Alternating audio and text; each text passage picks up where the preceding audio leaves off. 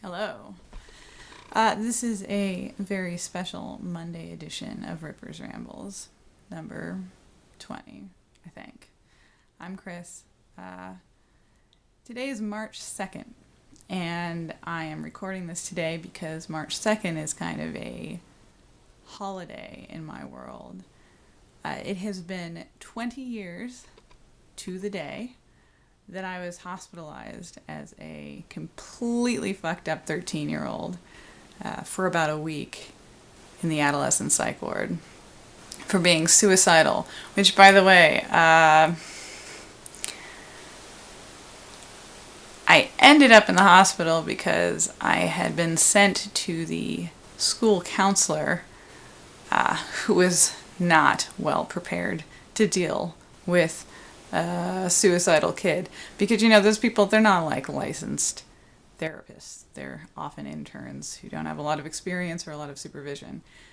And what I remember vividly is that the woman I ended up sitting in this room with tried to get me to say that I was not going to kill myself, which there's a whole contracting thing. There's a thing behind that can be helpful, that requires you have some ability to read the person you're talking to, especially if they are a suicidal 13-year-old.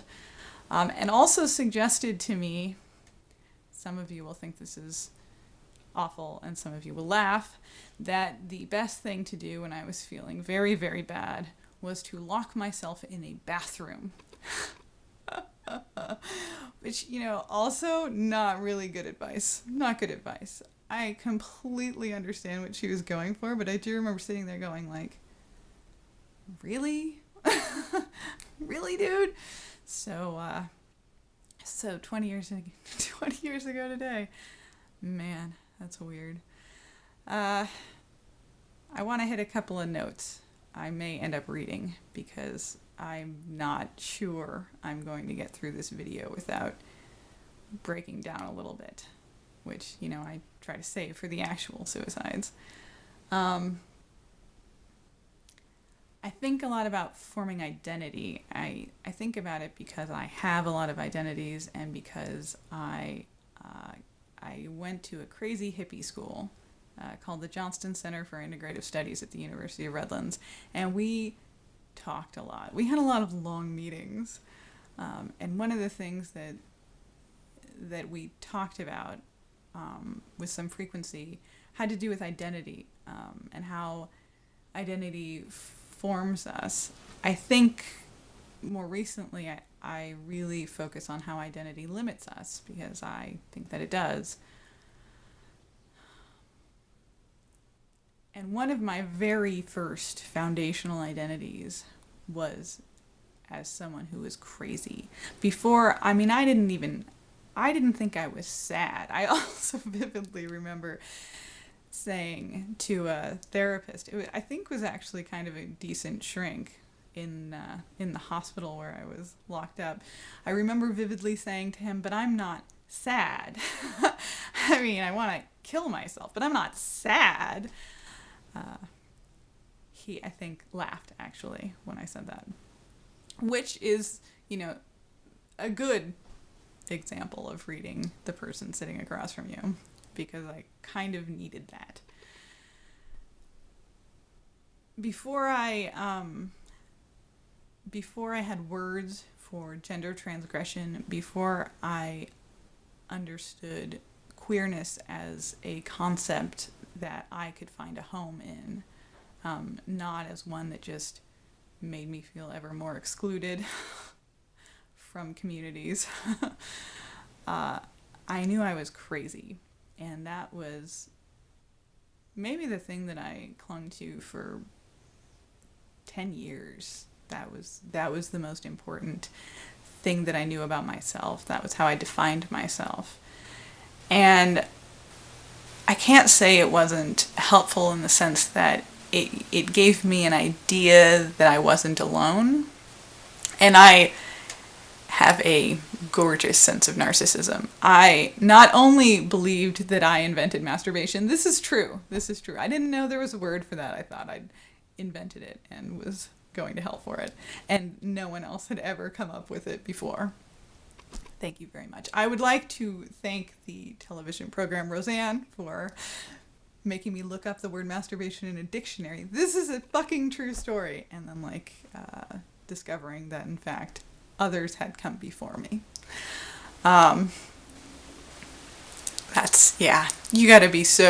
You really have to be incredibly narcissistic to believe that you invented solo sexual pleasure. It's true. I was young, that's my excuse. And apparently not.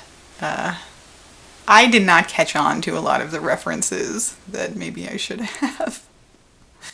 I was gullible. All right. Anyway, back to the point, because I'm not editing this. I can guarantee I'm not even going to watch this. This is just going to go up in its raw, unedited format because I don't want to see it.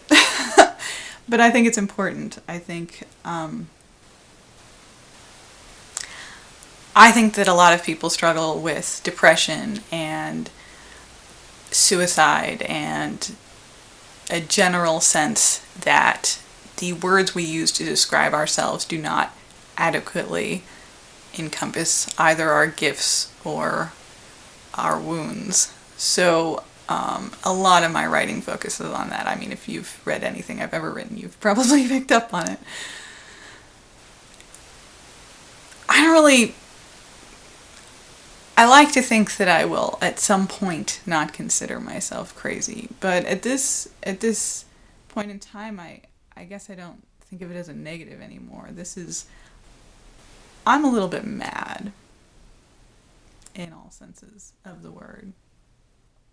And it is as important to me now to acknowledge that as it was to me as a 13-year-old to wrap it around myself and live inside it as if I had nothing else to hold on to, because at the time I didn't feel I did. So I can't say that over-identifying with a word is bad. I think it's useful. But I also think we tend to do it too much, at least in America, in the time in which I have come of age. So there's that. I'm going to check my notes now because I am rambling like a motherfucker. But now that I have called the podcast Ripper's Rambles, I feel sort of less constraint, less guilty about rambling at you. Okay, I'm going to read this part.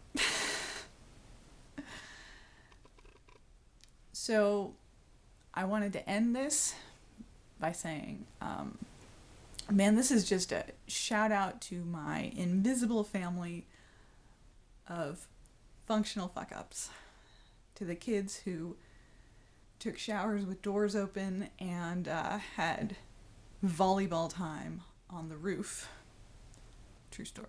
I didn't make that up. We actually played volleyball on the roof of Alta Bates Hospital, Herrick Campus, in the spring of 1995. Because I sometimes feel overly isolated. I sometimes forget that there are many other people walking around with some of these same threads. And that is the beauty of interacting with other people. But it can also feel like that's not true. It can also feel, I suppose, to me, like certain stories are unique, when in fact I believe that none of our stories are all that unique. So that's it, sort of. I always quote Audre Lorde, but I think it's because the line "we were never meant to survive" resonates so deeply for me. There's a sensation I have that I was supposed to die 20 years ago, and through some strange sequence of events, I didn't. And every day is borrowed time, which makes every day kind of a choice. Every day is a decision. And I think that's a superpower. I knew it. I fucking knew it. 20 years. I don't know, man. Usually this doesn't really hit me that hard, but 20 years feels like a really long time. 20 years feels just like an unsettlingly long time for how clearly I remember the smell of the room I lived in. So there you have it. Another very happy, very uplifting episode of Ripper's Rambles for you. Oh, man. I will see you all later in the week, I suppose, if you're going to watch the Indie Fiction Journal, or next week. Bye.